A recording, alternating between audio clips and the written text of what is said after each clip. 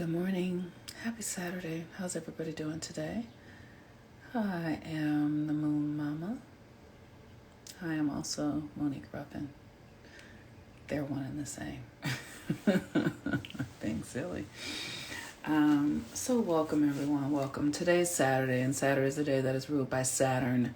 And Saturn is the planet that governs our structures and our structures, which impacts our karma, our discipline, our cause and effect. What you put out, how that then comes back to you. We live in a universal system that functions in laws. Like there are laws here, and Saturn is, good morning, grand new day. Saturn is the gatekeeper of the laws. And it's so important.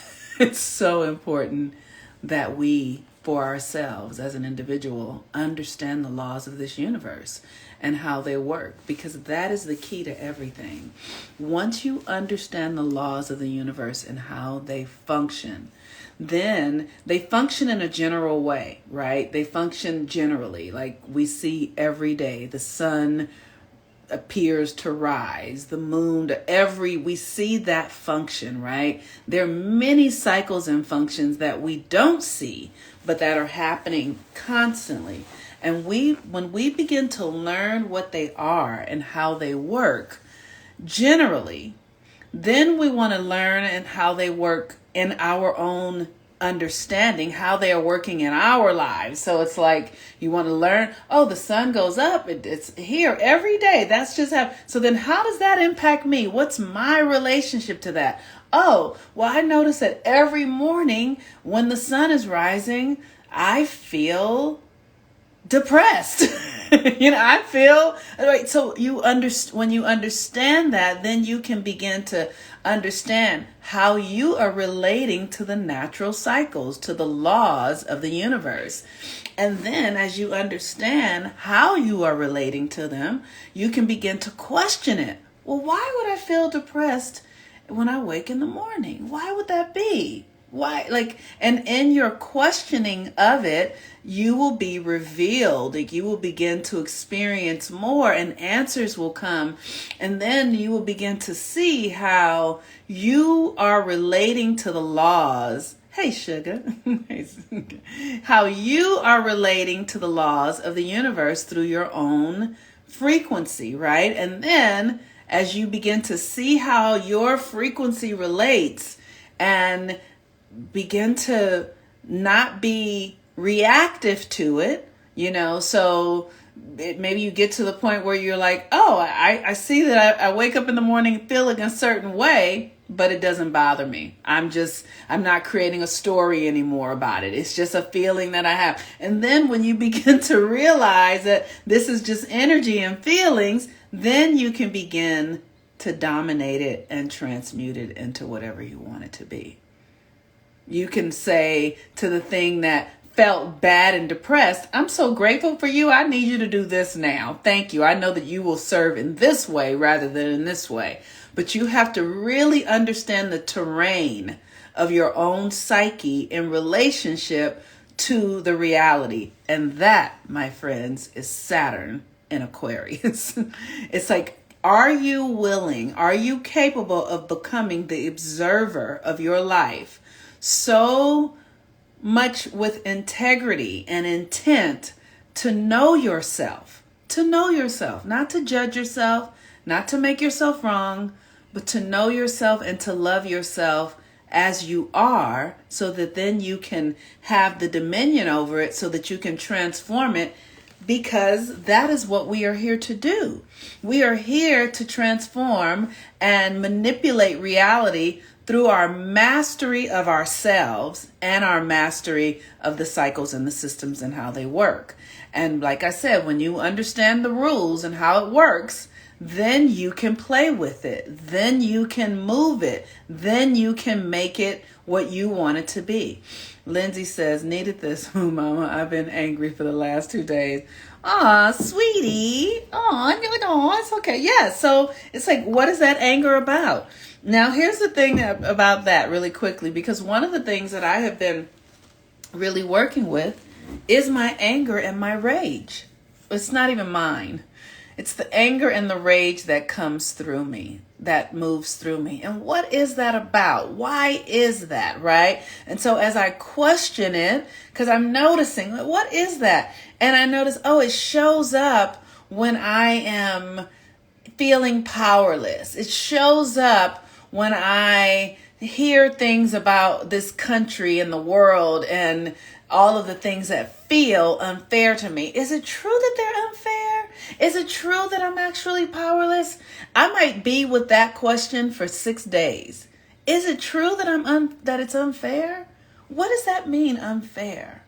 What does that mean for me to think that I'm powerless? I will just sit with that and get my journal out, I get my little journal and I'll just write about it. You know, what it feels like. What does the rage feel like? It feels like motherfucking fire, right? Give it, feel it, get into it, because this is how you begin to dominate it. You cannot be afraid of it. You have to really allow yourself to touch every part of yourself, to see every part of yourself, to turn it over, different side, look at it from this way. Well, my mother was filled with rage, and I remember that, right? You have to really dig so that you can dominate these energies, and the energies don't dominate you. So Saturn is at the 25th degree of Aquarius. And so the 25th degree of Aquarius is the degree of desire. And Saturn, yes. And Saturn is the energy of discipline. And the degree of desire, Saturn at the degree of desire, I actually... it's almost hard for me to understand what that could even be, because Saturn is so about structures. So I would feel like, let me go see, desire, randomness, desire, Saturn and desire. Saturn in the principle of desire is what keeps you connected to form. Each of us has to limit ourselves in some way. We have to agree to be without something in order to stay in form. If we had everything, there would be no longing. And without longing, there is no reason to stay embodied. Your without is the realization that even though you have everything you could possibly want, there is no thing more important than your connection to soul. You have a paradox because your longing is to go home, but your contract requires you to be in form. The Saturn clause gives you clues about how you can do both. Oh, that is so profound. That's why I was saying that feels interesting to me, because Saturn is about so much restriction and discipline. And so desire is the energy that really keeps us here. And when I say keeps us here, desire is the power that moves through us, that allows us to be generative, that allows us to generate reality. It is your desire, your longing, your yearning for life. Whether it be a longing to feel, let me say it this way. I experience inside of myself a profound longing, desire to feel the oneness with the divine. It's on me all the time. It's the thing that has me wanting magic, because I can feel that there is something present in this reality that I cannot see, but I can feel it. And it generates desire inside of me. Sometimes I experience it when I encounter a person who has that same frequency, and it'll show up as attraction. Sometimes it shows up as sexual attraction. Sometimes it shows up as heartfelt attraction. But it is because there is a resonance and frequency around desire. And with Saturn there, it says that you have to create the structures and the discipline so that you are not overrun by desire. There has to be a healthy relationship with your desire. It cannot be something that owns you. You have to become aware of it, conscious of it, in relationship to it.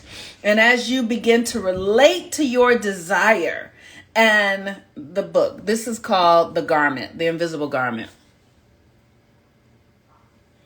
As you begin to relate to your desire from a mature perspective, right? Because one of the things that I see in myself, and I often see easily in men, not that women don't have it, but I see it really easily in men, sexuality is one of the things we can really be aware of with desire. And one of the things I see with men is if they are really capable of having dominance over their sexual desire and they're not led by it first, they tend to have a lot of power. Most men are not that way, though, that I know. I'm sure that they exist. Most men, like this entire country was started by men who really wanted power, and that came in the sex and money, right? So it's like, where are you with your desire? Are you able to manage your desire, or are you at the effect of it? For women and for men, I know for myself, I have to be very mindful of what it is that I'm really desiring and question myself. And sometimes I have to step away from everything and just be with the desire. Most women have powerful frequencies of desire, because desire is the energy that will that calls in another soul. So we convince ourselves that men have, I'm sorry, hold on one second. My cat got her paw stuck. Hold on, baby. Hold on.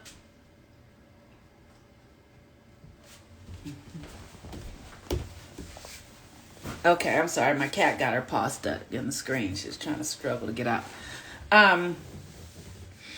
So talking about desire and how important it is to understand and dominate it, because if you don't, it will run you. Your desire will run you. And I see that in myself. If I'm not thoughtful of how I'm being present to the feeling of desire in the body. Desire is anchored in our pelvic floor. It's anchored in that scorpionic realm of our humanity in our body, right? So our sex organs are ruled by desire. And the work is to be able to pull that energy up so that you can dominate it. Learn how to pull it up out of the womb, up through the solar plexus and into the heart, so that it's not functioning from the ego and from, just the seeking of pleasure for the sake of pleasure. Pleasure is important, but pleasure, when it's not balanced, becomes addictions. So it's really important to master this energy in your own reality and in your own psyche. And because it's Saturn, we often inherit this energy from our ancestors because it's Saturn. So it's like, like my mother was a sex worker. Her mother had a tremendous amount of sexual energy and power, and it showed up in really interesting ways, like her mother having sex with her father's friends, and it was just really interesting. But and then my mother's mother was the product of rape from a white man raping my grandmother in my great grandmother in Mississippi. So these are energies that are alive. And when they're not handled with integrity and consciousness and understanding, and they're just coded in things like sex is a sin, and if a woman has too much of this, then she's a whore, when it's not really addressed and met in a way that is mature, conscious, and understanding that it's just energy, it will take over us and run us. And then it becomes addictions and it becomes behaviors and patterns. And it's important for us to understand our lineage so that we can understand what we're really working with, so that we can understand what it is that we are working to begin to master. And so I'm like, oh, I come from a line of women who had a great deal of sexual power, who because of our culture, were outcasts, called prostitutes, whores, all that sort of stuff. And when I understand that, then I can begin to understand why I'm feeling what I'm feeling and how I can master this for myself and use it in a way that actually works for me and not against me.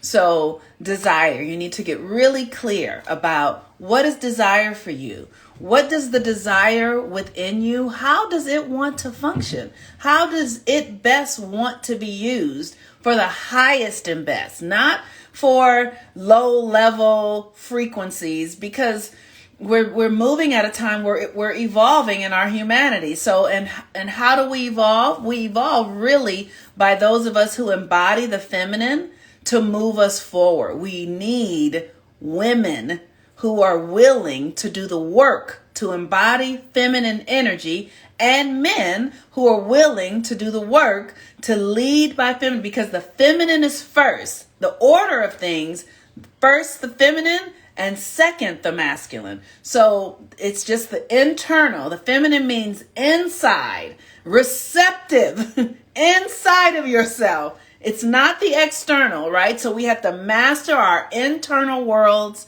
our receptive powers. And as we master that, then that will empower us to then create externally in alignment with who we are internally. We need those two to work together. The masculine within us align to the feminine within us. And this is the work of evolution. This is the work of transmuting karma. This is the work of working with our shadows, because we have a physical body, we have a spiritual body, and then we have a body that is totally the shadow world that collects all the things that we put aside and abandoned and rejected. It's still there. It hasn't gone anywhere. The work that you have not done, the work that you put up, it's waiting for you until you're really ready. And whenever you decide that you're ready, you don't even have to decide that you're ready this lifetime. You could be like, I'm not doing it this lifetime. And if you have children, your children will inherit it. They will have to do it. And if you don't have children, you will drop this body. Your spiritual body and your karmic body will go with you into your next reality and incarnation, and you will be born again with the work that you did not do this lifetime. Isn't that shit fun? You can't get away from it. It's just how it is. You cannot escape who you are, who you've been, what your contract is. You cannot get away from it. You just carry it along with you until you're ready to say, okay, I'm going to do the work now. And my experience was when I said, okay, I'm ready, all of a sudden, the universe was like, okay, she's ready. And the doors started opening up. The doors at the level of the frequency that I was functioning at began to open so that I could begin the ascension process. And it came from me saying, okay, I'm ready now. I'm ready. And I had the opportunity to look at everything that I had not been willing to look at up until that point, because the work doesn't go anywhere. So stuff that I hadn't done at 8 years old, 9 years old, 10, still there. Because here's the thing, we think the universe treats babies different. No, the universe functions in laws. Everything is a law. So even a baby is subject to the laws of the universe. The universe doesn't change the rules for anybody. No one is free from the system and how it works. So when people, and I get it, right? It's hard to understand. People, well, why would a baby experience such? Because they had a past life. They came from something past and they carried with them into this life. When I realized that, I was like, why would I choose parents who behave the way they behaved and the violence? Why would I choose to be in a neighborhood that was fit? Why? Because in my past life, that was the frequency with which I left the existence that I was in. That the frequency that I was born into was the frequency that I left from. And that means that I had to come back in that frequency and begin to do the work to climb myself out of that paradigm, of that dominion, of that domain, of that reality, right? And so within my soul, I've been doing the work all of those years. So now those things are not in the forefront of my consciousness anymore, because I had to work and transmute those energies so that they could turn into light. You have to transmute the darkness into light. How do you do it? The rituals, the practices, the questioning, the responsibility. It's just, and we're always doing it. And like I said, if we're not doing it, it's waiting for you to be ready to do it. It's so interesting. So Saturn is going to be conjunct the moon today. So today might feel a little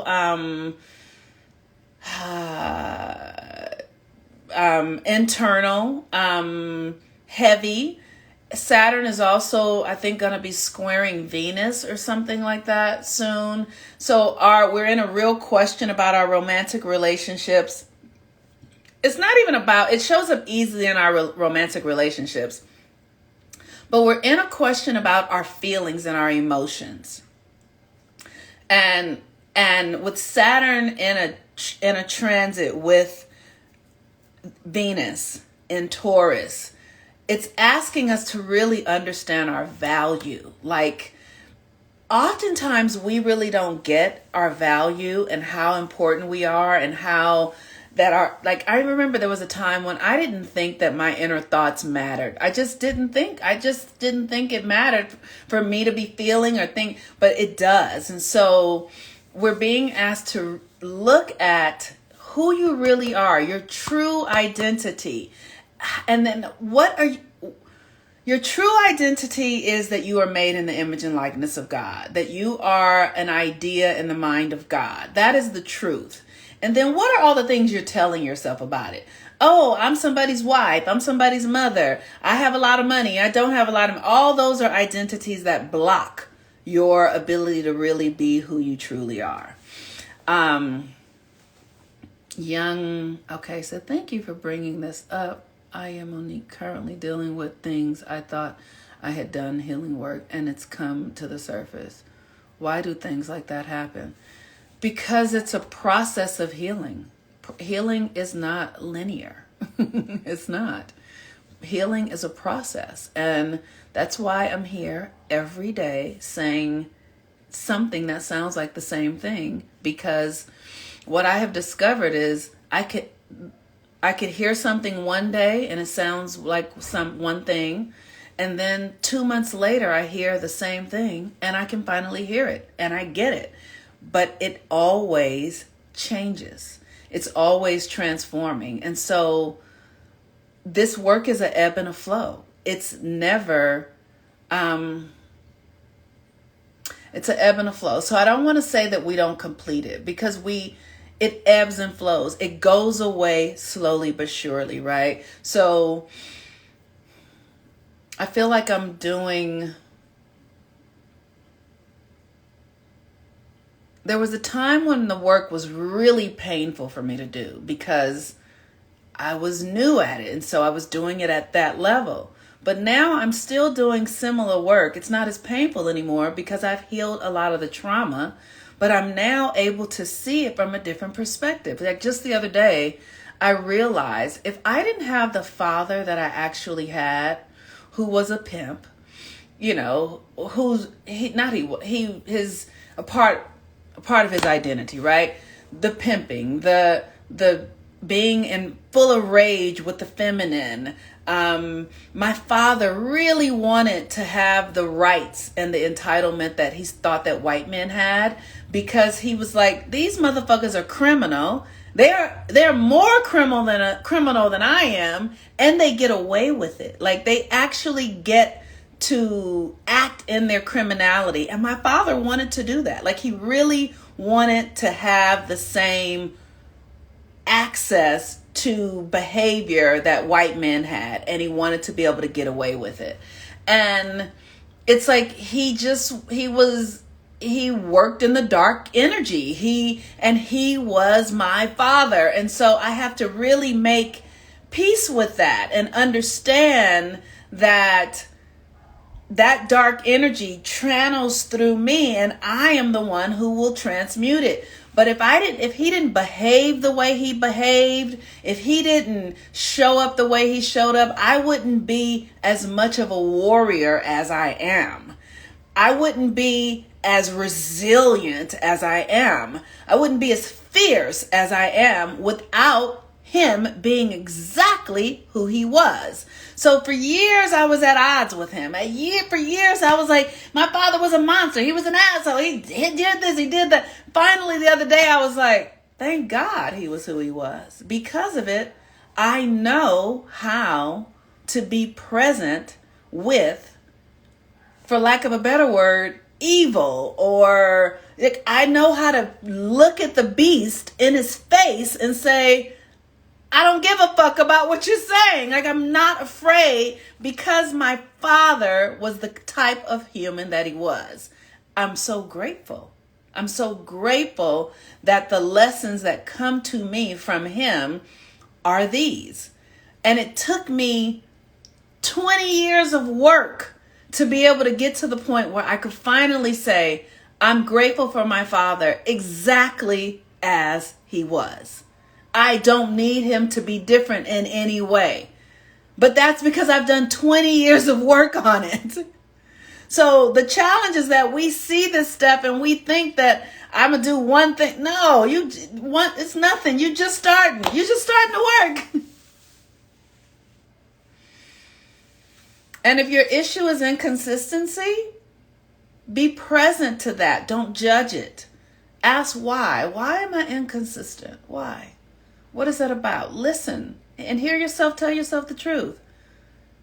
Just be with it. Just don't have an opinion about it. Just witness it and ask yourself the questions.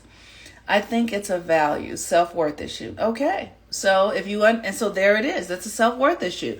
So then you understand, I am having a worthiness issue. And if that's the case, then you have to start asking, what is my worth? Or what is this about? Get curious about it. Where's it showing up? What are you doing in your relationships? How is the unworthiness issue being lived out in your life? How are you living it out? What's happening? And if you can catch yourself in the act, then you can begin to transform it and change it. All right, you all. So the moon is in Aquarius and Saturn is in Aquarius. So what we're really looking at is our true identity and the karma around that associated with the lineages that we come from. So I just encourage you, today is a good day to spend some time alone, do some questions, be present to yourself, maybe do some rituals to help yourself get clear about, like the question that Lindsay just said. Like, ask yourself the question so that you can see yourself more clearly and from a perspective of loving yourself. All right. Peace and blessings. What do I want to say? On Sunday begins the next moon class. This moon class is so powerful. Oh, I'm so excited because it starts in Aries. So this is truly the beginning of the next cycle. The thing about the universe is really, like I said, it's an ebb and a flow. I really love this because I will hear spirit saying to me 6 months early, it'll start saying, okay, we're about to close this down. When I was spending so much time alone and in isolation for years, I have just been doing my inner work, and Spirit's like, okay, we're about to start bringing more people into your life. You're about to start connecting more. And then, it's like, it starts showing me that. And then, a month in, it's like, oh, it starts to open up. 2 months in, it opens up more. 3 months in, and then it might contract a little bit. Mercury went in the retrograde and it shuts down. And then Mercury comes out of retrograde and it completely opens up. The universe works in an ebb and a flow. Okay. And so when you understand that, then you can be gentle with yourself, but know that the first opening is not the last. And now we really are in a final opening because we have the moon cycle is starting in Aries. So this last quarter moon in Aries is really the official opening. And so, if you are really interested in getting yourself into another mindset, we're going to have a new moon in Cancer, a full moon in Capricorn. So this is about bringing your authority home to yourself, really coming home into your own power, your identity. If you are ready to build yourself a new identity, to really be committed to yourself, this moon cycle is going to be incredible for you. And I don't know what to say. I'm just so excited because it's what has been happening in the last few months. Many people, it just sort of reminds me, I remember when I was in college, and I feel like every class I was in, they would be like, this is the graduating class of whatever. Look to your left and look to your right. Most of these people won't be here when we get to the end. And most people do not, because people won't show up for themselves. They just won't. They have excuses about money, excuses about everything. And like I said, the work doesn't go anywhere. So you can keep making excuses or keep doing whatever, but the work doesn't go anywhere at all. And so when you feel, most of us, the true 1% of the world are the 1% of people who will actually do the work to heal and transmute themselves in this lifetime. That's the true 1%. And it's only 1%. Can you imagine? So we have 7 billion people on the planet, and 1% of those 7 billion people will do the work to transmute and heal their lives. And I think that we're living at a special time now. I know that we are. The astrology is really significant. So maybe that percentage might go up a little bit. But most people are not going to stick to it because for whatever reason, that doesn't even matter. But are you one of them? Are you one of the ones who's going to do the work to transmute your life this lifetime? And all you have to do is show up.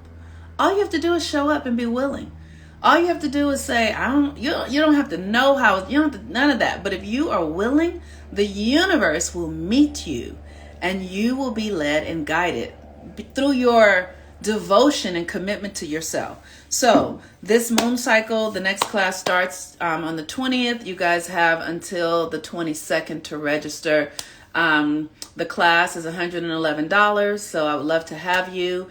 And if you are really ready to do the work for the Cancer new moon is home. Cancer also rules death. So the part of you that's ready to really die to the old and be born again into the new, this is your time. Okay, I'm done. I could talk forever. I'll talk to you guys later. Peace and blessings. I love you all. Have a really beautiful day. Bye-bye.